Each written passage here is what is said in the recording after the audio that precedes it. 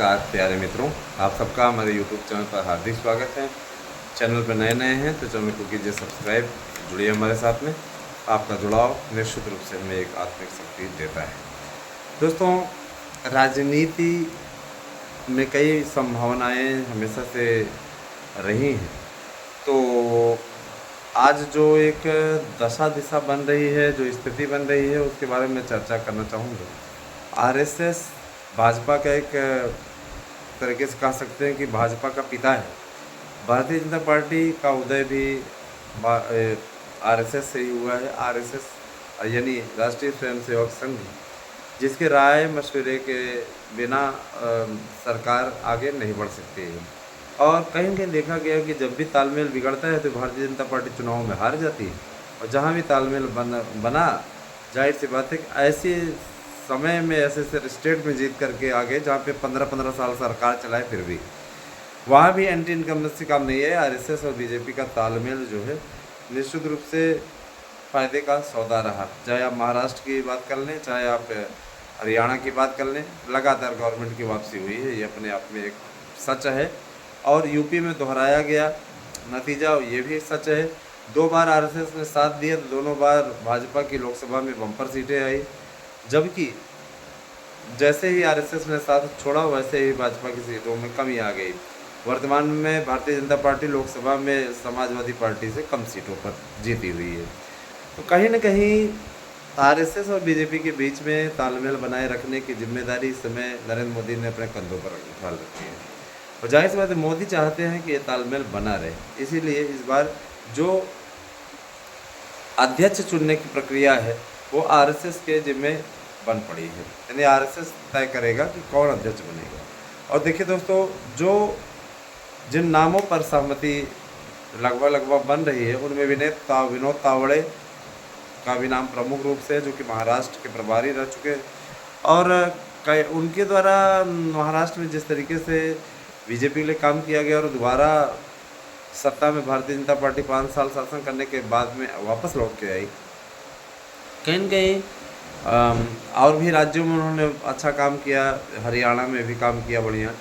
कहीं न कहीं अगर देखा जाए तो जैसे वो जिता करके ले आते रहे उनको, और वो आरएसएस के भी प्रिय हैं, उनका भी अध्यक्ष के पद में है। लेकिन वो मैं बताना चाहूँगा कि वो आरएसएस से ज़्यादा प्रिय है अमित शाह और नरेंद्र मोदी के चहेते हैं। भूपेंद्र यादव हैं, उनका नाम भी है, केंद्रीय मंत्री हैं वर्तमान में।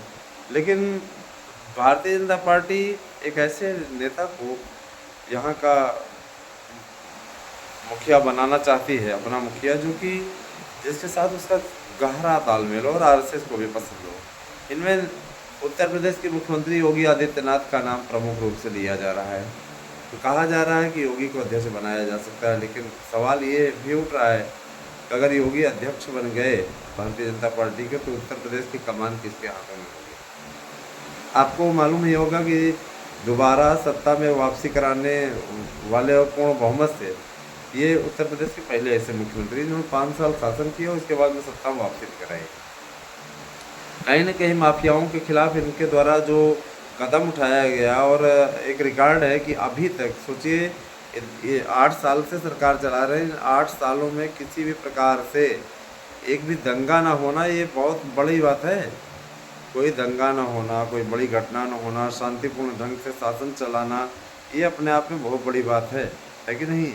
तो इसीलिए जनता जनार्दन के बीच में लोकप्रिय भी हैं और धार्मिक भी हैं, किसी धर्म का वो अपमान नहीं करते हैं। इसलिए योगी जी को हटा करके किसी और को यहाँ यूपी के कमान सौंपना, जैसा कि कुछ लोग कह रहे हैं केशव प्रसाद मौर्य बने।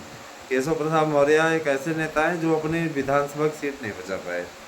जाहिर सी बात है, केशव प्रसाद मौर्य के हाथों में सत्ता देना मने हमारे आरएसएस के चहेते हैं जरूर, लेकिन इससे लोगों के हाथों में सत्ता देना, जाहिर सी बात है, भारतीय जनता पार्टी को गहरा नुकसान पहुंचा सकता है अगले चुनाव में। इसीलिए ये तो बिल्कुल गलती करेंगे ही नहीं।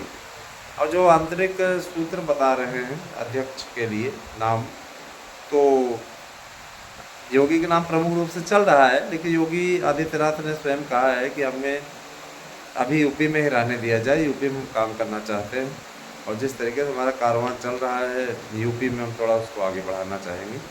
और जाहिर सी बात है, देखिए उत्तर प्रदेश अभी लोकसभा का चुनाव दूर है, अभी तो 1 साल भी नहीं हुआ है और जून में जाकर के 1 साल होगा, 4 जून को। कहने का मतलब ये कि अगर यहाँ पे विधानसभा चुनाव जीतना है तो 27 में भी विधानसभा के चुनाव हैं, उसके लिए योगी जैसा महत्वपूर्ण नेता यूपी में बने रखना जरूरी है ना। मुखर वृत्ति के लिए जाने जाते हैं, सब कुछ है, सारा कुछ है।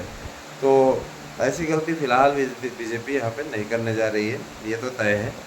और जो ये मीडिया में तरह तरह की बातें चल रही हैं उन सब पे इसीलिए पदक्षेप कर दिया और बोला गया कि किसी प्रकार से नरेंद्र मोदी या भारतीय जनता पार्टी इस तरीके का रिस्क नहीं लेने जा रही है। योगी आदित्यनाथ को यहाँ से हटा करके दिल्ली में केवल अध्यक्ष थमा दी जाए, है ना। जाहिर सी बात है मार्गदर्शन इत्यादि सबका मिलता रहेगा, लेकिन यहाँ भी फिलहाल ऐसी स्थिति नहीं है। रही बात ये कि देखिए मोदी के बाद में कौन पीएम, तो अभी पीएम मोदी रिटायर नहीं होने वाले हैं। ये भी अफवाह तैयार करके आई कि सितंबर में 75 साल के हो रहे हैं मोदी तो संन्यास ले लेंगे। मोदी के लिए ये मानक नहीं लागू है। नरेंद्र मोदी निश्चित रूप से 29 का भी चुनाव लड़ेंगे, उनके नेतृत्व में लड़ा जाएगा। जान रहे हैं कि अगर हटे तो भारतीय जनता पार्टी मेरे विचार से नहीं कुछ कम से कम 2 चुनावों तक हार सकती है। इसलिए आरएसएस भी ये रिस्क नहीं लेना जा रहा है कि मोदी को हटाया जाए। हाँ, मोदी के रहते इन नेताओं की पंक्ति को मजबूत कर दिया जाए। नरेंद्र मोदी जब रिटायरमेंट लेने लगे तो अमित शाह जी को जिम्मेदारी सौंपें।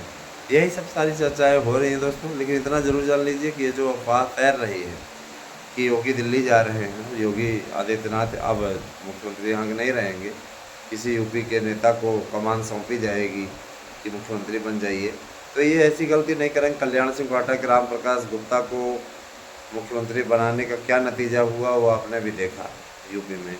तो ऐसी स्थिति, ऐसी गलती भारतीय जनता पार्टी नहीं करेगी, क्योंकि 2002 के बाद बाहर होने के बाद भारतीय जनता पार्टी को वापसी करने में 2017 लग गया है। सीधे 14-14, 15-15 साल का गैप रहा, आप स्वतः समझ लीजिए। तो ऐसी गलती फिलहाल ये नहीं करेगी। और जाहिर सी बात है कि इस समय जनता जनार्दन भारतीय जनता पार्टी में नेता को सम्मान देती है। आज भी स्ट्राइक रेट उठा करके देख लीजिए तो योगी के स्ट्राइक रेट का मुकाबला कोई नहीं कर सकता। जिस भी जगह पर उन्होंने चुनाव प्रचार किया, 15 सभा की, 15 विधानसभा में तो 11-12 जीत करके आए। स्ट्राइक रेट इस तरीके का है और सब इसका लोहा मानते हैं। चाहे किसी भी स्टेट में चुनाव हो, योगी आदित्यनाथ को बुलावा अवश्य आता है कि आप हमारे यहाँ आकर के प्रचार करिए। भैया ये तो तय है कि ये ऐसा कुछ होने जा रहा है, तो जाहिर सी बात है घबराने की ज़रूरत नहीं है।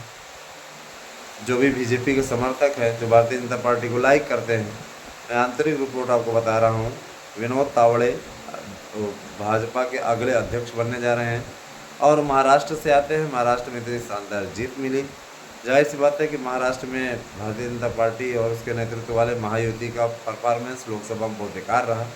वहाँ पे लोकसभा की सीटों को मजबूत करने और साथ ही साथ उसका असर गुजरात से भी आएगा पड़ेगा, तो सब जगह पे अपनी मजबूती सुनिश्चित करने के लिए निश्चित रूप से प्रयास जारी है। आगे मैं बताना चाहूँगा कि सीधे तौर पे जो भी लक्ष्य भारतीय जनता पार्टी ने रखे हैं वो फाइनल करती जा रही है। और रही बात ये कि देखिए अभी ईद के अवसर पर है ना, मोदी जी ने मुस्लिम महिलाओं को, मुस्लिम वर्गों को तोहफा बंटवाया है। मुस्लिमों को भी जोड़ने की कवायद बीजेपी कर रही है कि विवादित मुद्दों को हमने सुलझा लिया है। अब किसी प्रकार से किसी से कोई मनमुटाव नहीं है और हमें वोट सबने दिया है, जिन्होंने नहीं दिया वो भी हमारे अपने ही नागरिक हैं। तो हमें चाहेंगे कि सब लोग प्रेम भाव से रहें, मिलजुल के रहें, किसी प्रकार से उनके बीच वैमनस्य ना हो। बीजेपी के नेता ये कहते फिर रहे हैं, है ना, तो कहीं न कहीं विपक्ष को तो मिर्ची लगी ही। अरे यार, अल्पसंख्यकों का जोड़ना, भाजपा के साथ अल्पसंख्यक जुड़ गए तो ये तो अमर हो जाएगी, कोई आगे जीत ही नहीं पाएगा बीजेपी से, क्योंकि हिंदुओं का वोट बैंक तो निश्चित रूप से आता ही है, साथ ही साथ ये भी वोट बैंक आ जाएगा, तो काफ़ी ऐसी स्थिति बन जाएगी। अब स्वयं समझिए कि आगे फिलहाल आपको बताना चाहूँगा कि योगी अध्यक्ष नहीं बनने जा रहे हैं। विनोद तावड़े जी का नाम सबसे ऊपर है और आने वाले समय में देख लीजिएगा विनोद तावड़े जी भाजपा के अगले अध्यक्ष बनेंगे। जो महिला अध्यक्ष की चर्चा चल रही है सब कुछ भी नहीं है, निर्मला सीतारमण की चर्चा चल रही है वो भी नहीं है। विनोद तावड़े का नाम फाइनल हो चुका है, वो जल्दी वो अध्यक्ष का प्रमाण भिजवा लेंगे। तो आज की संपादकीय कैसी लगी, आज की समीक्षा कैसी लगी, कमेंट करके अवश्य बताएं। आपका क्या विचार है, ये कमेंट अवश्य करें। बहुत बहुत धन्यवाद। Thank you.